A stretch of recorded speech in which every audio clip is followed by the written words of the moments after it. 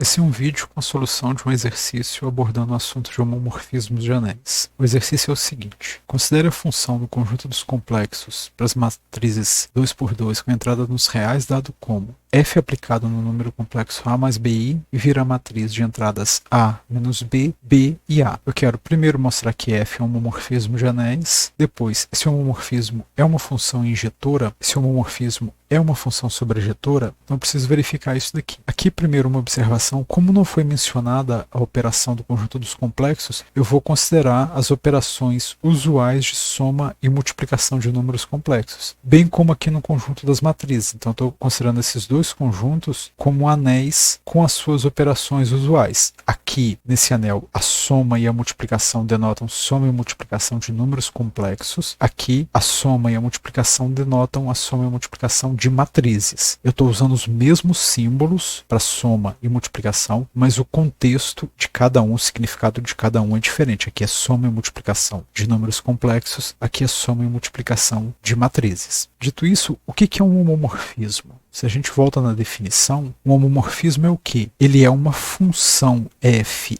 entre dois anéis, A e B, que satisfaz o quê? Se eu aplico a f na soma de dois elementos do domínio, então eu estou usando aqui a soma do anel A, isso tem que virar a f aplicada no primeiro, somada pela soma do contradomínio, a soma do anel B, com a f aplicada no segundo. A f aplicada num produto de dois elementos, aqui o produto é o produto do domínio, isso tem que virar a f no primeiro, multiplicada pelo produto do segundo anel do contradomínio pela f no y. Então, para verificar se uma função é um homomorfismo ou não, eu preciso checar essas duas condições. Agora, a gente pode também usar essa proposição para fazer um teste a mais, que é o seguinte: se eu tenho dois anéis e f eu sei que é um homomorfismo, então obrigatoriamente a f tem que levar o elemento neutro do anel A do anel do domínio no elemento neutro do anel do contradomínio. O que essa condição aqui está dizendo? Se a função não levar neutro no neutro, ela não pode ser um homomorfismo. Então eu posso usar essa condição para dizer de cara se a função não é um homomorfismo. Se eu aplicar a f no neutro do domínio e der algo diferente do neutro do contradomínio, eu posso falar automaticamente que essa função não é um homomorfismo. Caso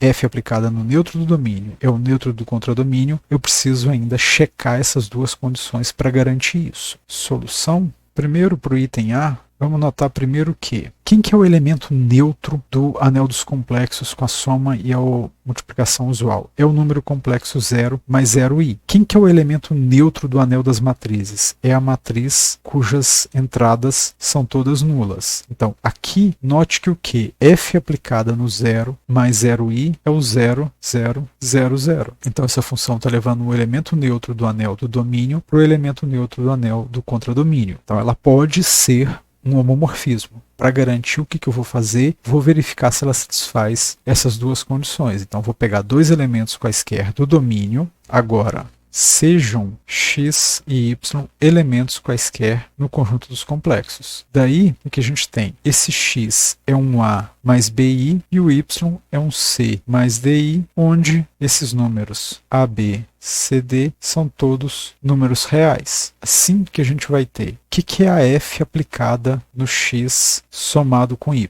Isso é a f aplicado no número complexo A mais BI somado com o número complexo C mais DI. Como é que eu somo dois números complexos? Eu somo a parte real com a parte real, a parte imaginária com a parte imaginária. Então, isso é a f aplicada no número A mais C somado com B mais D I. Agora, aqui eu posso aplicar a minha função f. Isso aqui é um número real, isso aqui é outro número real. O que a f faz? Ela pega um número na forma A mais BI e transforma na matriz como a primeira linha é A e menos B, então é esse elemento e o oposto do segundo. Então isso aqui fica a matriz cuja primeira entrada é esse elemento e o negativo desse. A segunda linha é o quê? É esse elemento, o segundo elemento, o coeficiente do I. Então isso aqui é o B mais D e na segunda posição eu tenho a repetição desse A. Então isso aqui é simplesmente A mais C. Eu quero comparar isso com quem? Eu quero comparar isso com a f no primeiro somada pela soma do contradomínio com a f na segunda. Então eu vou resolver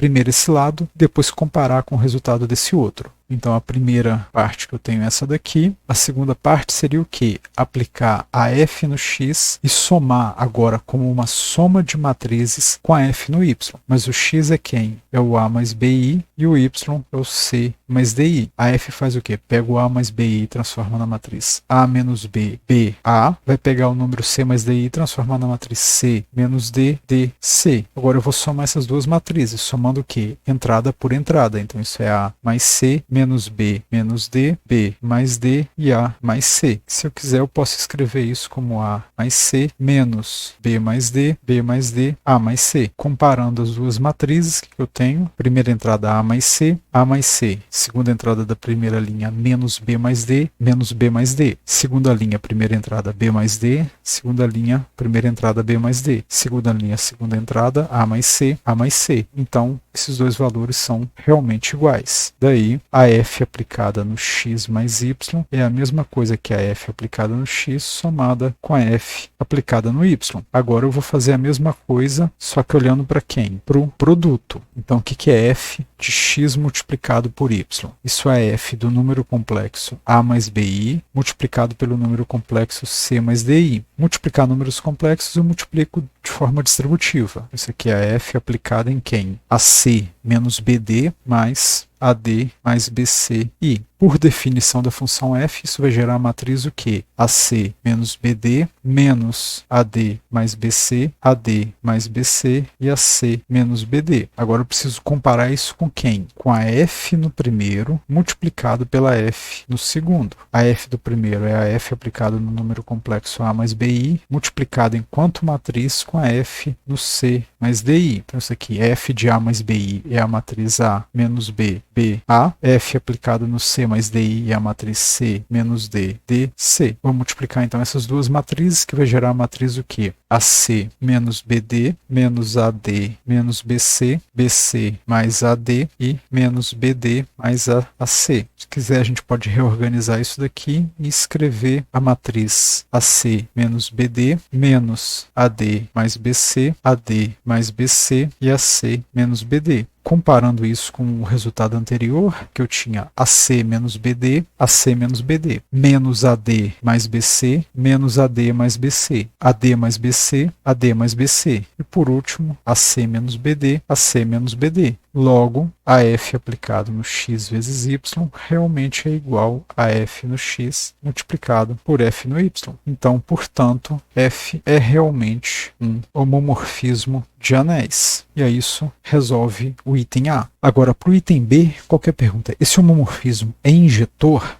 Para o item B, quero saber se esse homomorfismo é injetor, ou seja, se isso é uma função injetora. A princípio, para verificar se ela é injetora, o que eu teria que fazer? Vou pegar dois elementos, supor que a f no x1 é igual a f no x2, e vou tentar chegar à conclusão se o x1 é igual ao x2. Caso isso aconteça, ela vai ser uma função injetora. Mas no caso de homomorfismos, a gente tem um meio alternativo de testar isso, que é o quê? A gente tem essa definição que é chamada de um núcleo de um homomorfismo, que diz o quê? O núcleo de um homomorfismo é o quê? É o conjunto de todos os elementos que estão no domínio desse homomorfismo. Então, se f é um homomorfismo de A para B, o núcleo é o conjunto de todos os elementos que estão no A, de modo que o quê? Ao aplicar f no x, o resultado é o elemento neutro do contradomínio. E por que isso é importante? Esse conjunto é importante. Ele é importante porque, primeiro, ele é sempre um subanel do anel A e eu posso determinar se o homomorfismo f é uma função injetora olhando para esse núcleo. Esse homomorfismo vai ser injetor se somente se o núcleo contiver somente o elemento neutro do anel A. Então eu vou verificar se essa função é injetora ou não calculando o núcleo dela. Se ele tiver somente o elemento neutro de A, ela é injetora. Se for diferente, ela não é uma função injetora.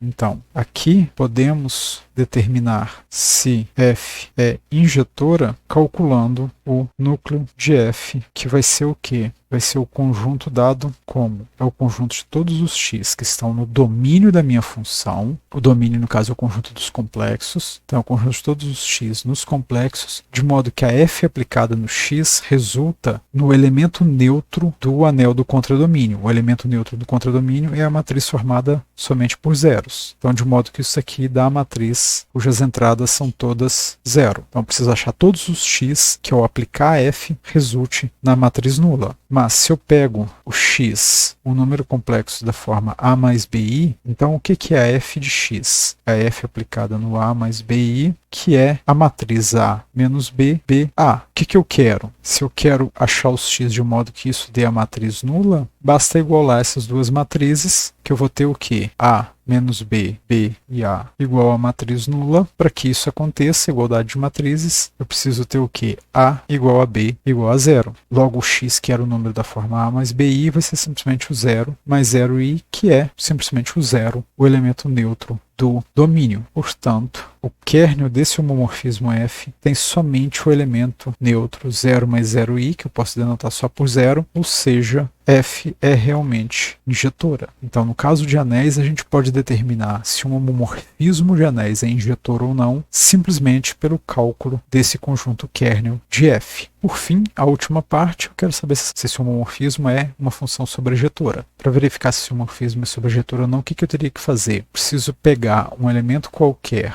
no contradomínio, que é o conjunto das matrizes 2×2, eu quero saber, existe um número complexo x, de modo que f calculada no x dá essa matriz A que eu peguei, e essa matriz A é uma matriz qualquer. Então, se eu pego essa matriz A como sendo uma matriz A, B, C, D, o que a f é? Esse x, na verdade, é um número do tipo alfa mais beta i. A f faz o quê? Pega esse número e transforma na matriz alfa menos beta, beta e alfa. Para que isso seja igual à matriz A, B, C, D, o que eu precisaria ter? Eu precisaria ter o alfa igual a A, o menos beta igual a B, o beta igual a C e o alfa igual a D. Ora, se o A for diferente de D, não tem como esse alfa assumir dois valores distintos ao mesmo tempo. Isso me diz que essa função não é uma função sobrejetora. Como que eu vou justificar que ela não é sobrejetora? Eu vou construir um exemplo concreto que mostre que ela não é sobrejetora. Então, f não é sobrejetora, por quê? Pois, por exemplo, tomando a matriz 1, 0, 0, 0, lembrando que a gente chegou aqui e aqui, se eu pego pelo menos esses dois elementos distintos, esse sistema já não admite solução. Então, se eu pego essa matriz 1, 0, 0, 0, ela é uma matriz com a entrada nos reais. O que a gente tem? Não existe